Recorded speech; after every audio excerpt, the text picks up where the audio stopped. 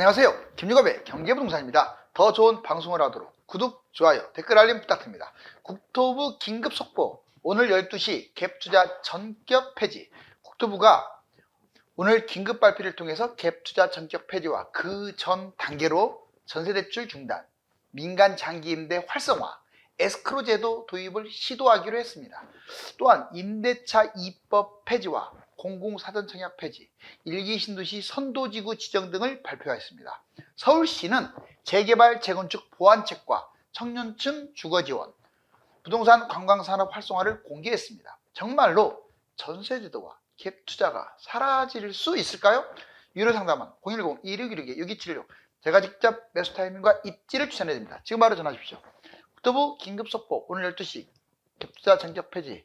자, 그동안의 갭투자가 우리 서민들의 주거 사다리가 되지를 못하고 집값 폭등의 사다리가 되온 것도 사실이에요. 여기 보세요.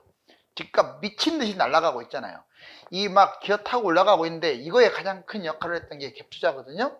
자, 그러면 자, 오늘 이거부터 한번 확인하자고요. 임대차 2법, 선구제 후 회수. 자, 부동산 정책을 놓고 경론 예고하고 있답니다. 뭔 말이냐? 지금 오늘 국토부 긴급 발표는 임대차 2법을 폐지하겠다. 공공사전청약 폐지하겠다. 물론 그 전에 뉴스에서 한 번씩 나왔어요. 일기 신도시의 선도지구를 지정하겠다. 바로 이 세 가지 진짜 중요한 내용들 아닙니까? 문정부 임대차 2법 폐지해야 이 법을 놓고 아마 이제 경론을 벌일 것 같아요. 여와 야가. 계약갱신 청구권, 전월세 상한제, 이제 정부 입장에서는 악법이라고 표현하면서 폐지하겠다. 계약갱신 청구권은 2년 살았으면 또 2년을 더 살게끔 하는 제도고, 전월세 상한제는 5% 이상 못 올리게 하는 거잖아요. 이걸 없애겠다. 근데 야당이 만든 거잖아요. 야당은 절대 반대를 또 안 하겠죠. 자, 국토부 민주당 추진 전세 사기 특별법. 이번에는 민주당이 전세 사기 특별법을 시행을 하려고 하는데 국토부하고 대립 가능성이 큽니다. 이번에는 공공사전청약 폐지. 이거 많이 들으셨죠? 자, 공공사전청약 신규 시행 중단. 기존의 사전청약은 진행하고 앞으로 사전청약이라는 건 없습니다. 기존 지원책을 강화하겠다. 뭔 말이냐? PF 부도, 부동산 악화, 문화재 발굴. 바로 이런 문제가 계속 쌓였잖아요. 부동산 시장도 안 좋고 PF에다가 뭐 문화재 발굴도 주고 막 이런 것들 때문에 여러 가지 사유로 지연이 됐었는데 이런 이유 때문에 폐지시킨 거예요. 기존 LH가 본청약, 그리고 지연 계약금 중도금, 그러니까 기존에 이미 받았던 분들 있잖아요. 사전청약, 이런 것들 다 지원해 주겠답니다. 그리고 앞으로는 폐지고요. 자, 일기 신도시 선도지구, 다 여기에 선도지구가 되기를 다들 원합니다. 그런데 어디라고 이제 확정은 22일 일기 신도시 선도지구 선정 기준이 이제 공개될 거예요. 노후 계획 도시 정비라고 있습니다. 노후 계획 도시 정비 특별위가 가동됐어요. 16명. 자, 민간 16명이 위축됐죠? 노후 계획 도시 50곳, 이제 일기 신도시 말고 50곳 내년까지 기본 계획을 수립해서 진행할 겁니다. 우리가 자꾸 이제 구축하면 안 좋다고 하는데 여기에 해당되는 것은 무난할 것 같아요. 자, 이제 서울시가 또 부동산 발표를 했습니다. 공교롭게 재개발 재건축 위기관리 나선 서울시. 그렇죠. 지금 재개발 재건축이 폭탄 맞았어요. 왜? 추가 분담금 때문에. 구축 아파트도 그렇고. 자, 여기 보시면 재건축 재개발, 그리고 청년층 지원, 관광사업, 이 세 가지에 대해서 언급을 합니다. 그러면 서울시의 개발이 무엇이냐? 먼저 공사비 정비사업 지금 위기죠. 공사비 때문에 정비사업 전체가 흔들리고 있는데 공급 규모를 상세하게 공개하게끔 하겠다. 그래야 이 부분에 대해서 뭐 가르마를 탈 수 있지 않습니까? 왜? 조합하고 맨날 건설사하고 싸우니까. 재개발과 재건축을 신속하게 추진도 하고 또 지원도 하기 위해서 서울 집값 안정을 바탕한 후에 개발한다. 뭔 말이냐? 자, 이렇게 한다고 해서 집값을 띄우는 게 아니다. 집값 안정에 그 바탕 위에 개발을 진행한다. 예를 하나 들자면 토지거래 허가제, 이거 지금 연장 다 해버리잖아요. 안 없애고. 그것은 서울시가 집값을 잡겠다는 의지가 있다. 청년층 청년 안심주택 72곳 2270억을 조기 집행하겠답니다. 이제 청년층에 대해서 서울시가 많이 신경을 씁니다. 자, 25년 자녀 출산 무주택 주거비 2년 지원. 오, 대단하네요. 자, 내년부터 자녀 출산 무주택일 경우 주거비 2년 지원을 한답니다. 청년 월세 지원. 지금 현재 월 20만 원. 생애 1회에 한해서 1년간 지원해주고 있죠. 지금 청년들 이런 거 잘 챙겨 먹어야 돼요. 자, 그 다음에 관광사업. 예를 들자면 여러 끝이 없는데 상암 세계 최초 대관람차. 어마어마하게 규모가 크고 제가 보기에는 이런 거 필요해요. 관광객 유치하려면. 지금 한강이라는 그 황 같은 자연 환경을 제대로 발전도 못 시키고 이게 무슨 짓입니까? 자, 이제는 관광 굴뚝 없는 공장 아니에요. 압구정, 성수, 도부다리를 최초로 또 만든답니다. 그리고 그레이트 한강이라고 해서 한강에 호텔, 선박, 스키, 오피스텔 이런 걸 다 만들어 가지고 관광객 유치 그리고 많이 국내인들도 보러 가면 좋잖아요.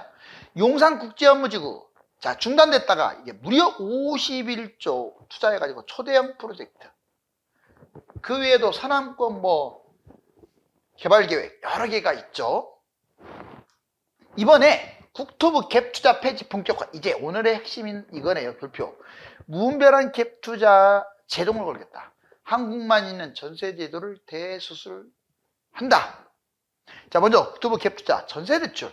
이거를 폐지하는 게 능사가 아니에요. 폐지 준비 땅 하고 폐지한다고 해서 폐지가 됩니까? 부작용도 엄청 많은데.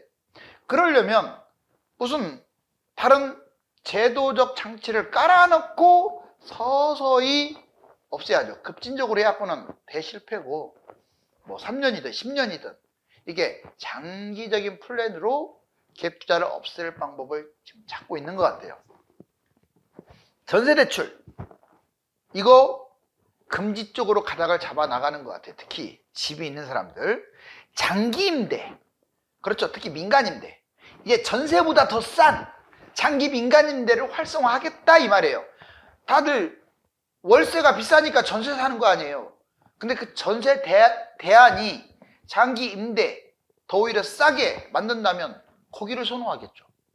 에스크로 집주인이 돈을 받으니까 갭 투자를 하는 거예요.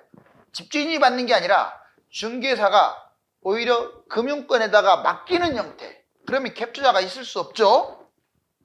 전세대출 대폭 감소, 월세 증가 가속화, 유주택자 전세대출 금지. 자, 월세, 반전세, 그 전세 스트레스 DSR 가상금리 대출 금액 바로 이걸 적용해 가지고 전세 대출을 최대한 받지 못하도록 이 전세 대출을 많이 받으니까 갭 투자가 늘어나는 거예요.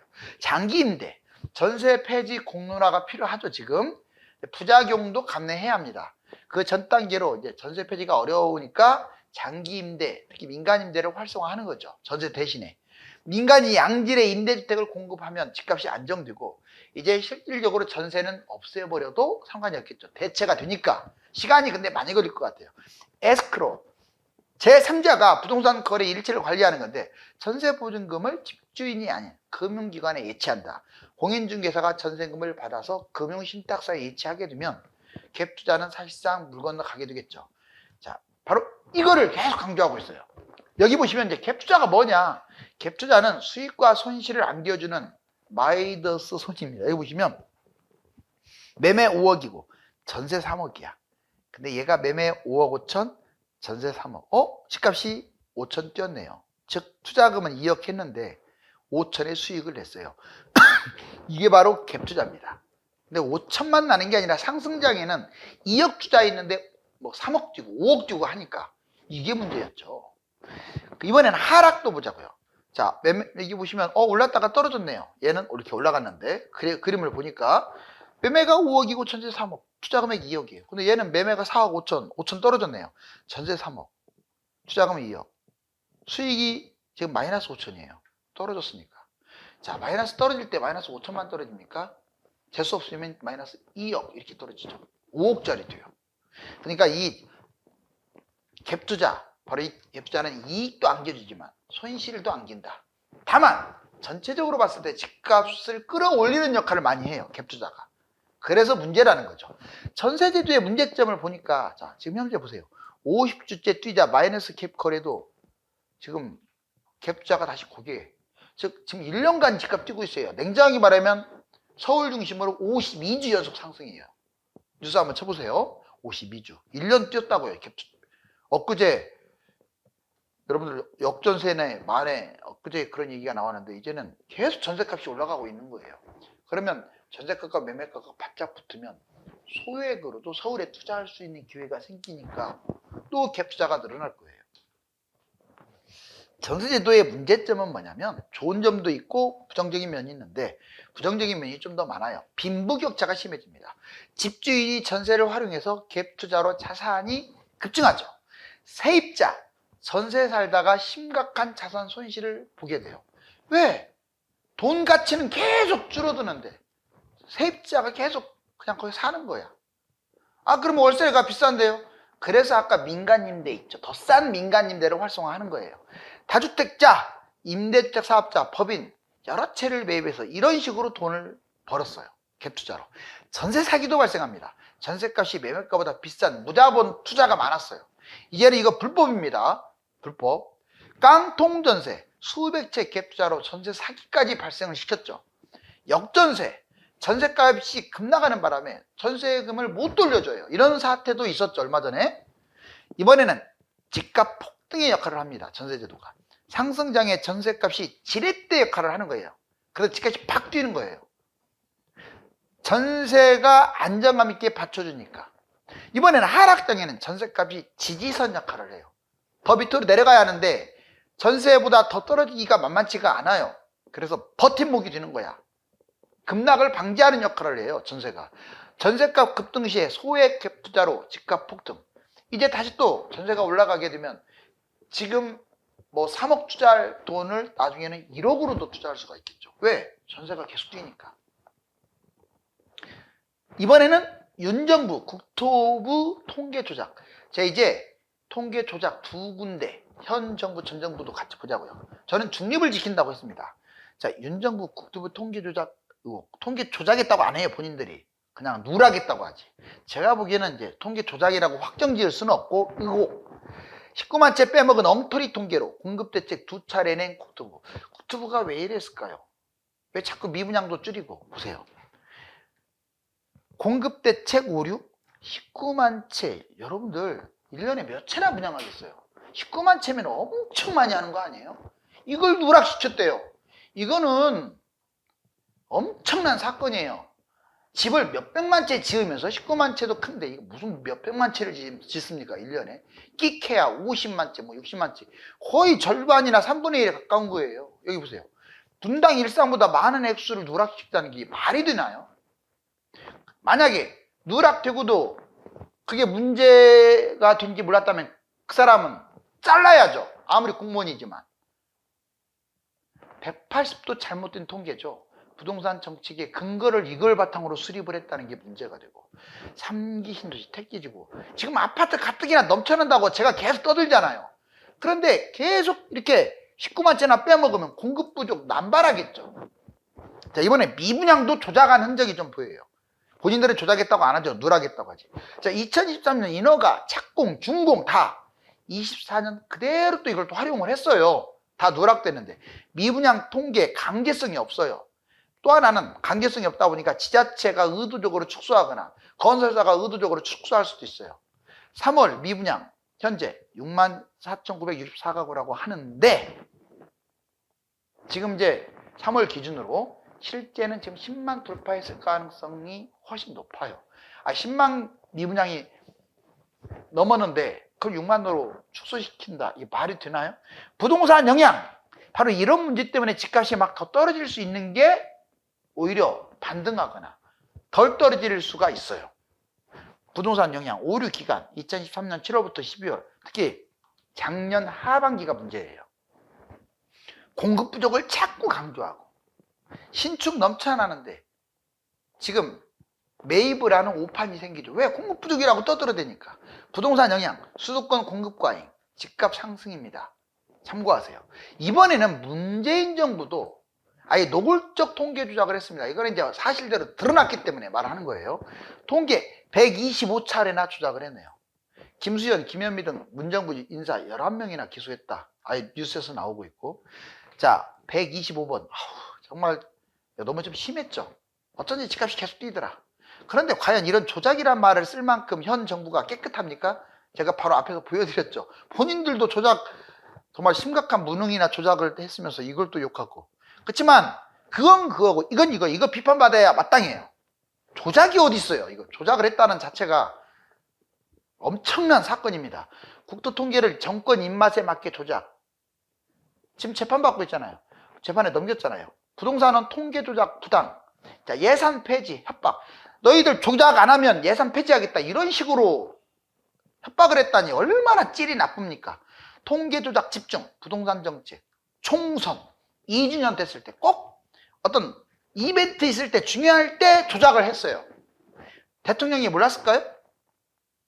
모르면 무능, 알았으면 허위.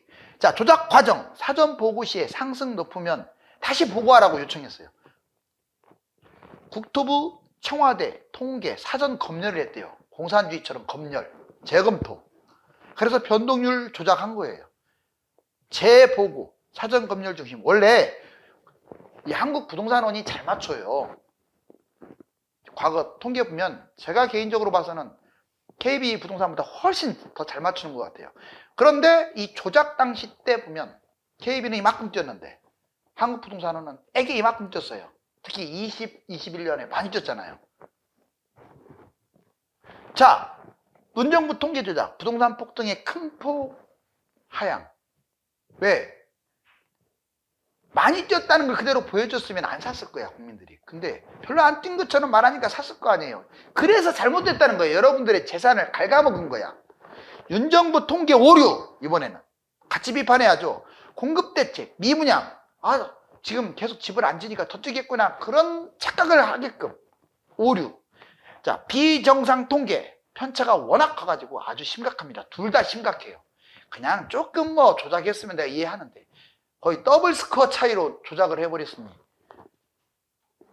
전세 51주 1년간 상승. 자, 2021년 꼭지 갭 투자 비율. 여기 한번 보겠습니다. 이게 중요하죠, 뭐 사실은. 전세가 지금 이 위에가 전세예요. 어때요? 자, 큰 폭으로 갔다가 별로 떨어지지도 않고 계속 상승이네요. 거의 1년간 상승했네요. 근데 매매가는 좀 올라가다가 여기 밑에 떨어졌다가 다시 또 올라가는 추세.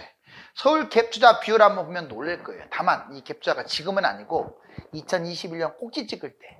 자, 얼마나 대단한지 알려드릴게요. 40% 갔다가 세상에나 52%. 그러니까 둘 중에 하나 이상이 갭 투자예요. 어떻습니까? 자, 이 전세기구 투자, 바로 이것 때문에 집값이 미친 듯이 뛰었다. 이제 동감하시죠?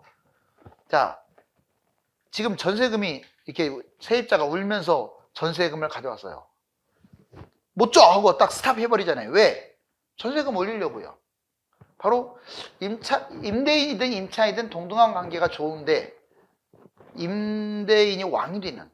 자, 우리나라가 다른 나라보다 집값이 더 많이 오른 것은 전세제도와 갭 투자가 있기 때문입니다. 이것들을 잘 조절한다면 집값 안정화가 가능합니다. 감사합니다.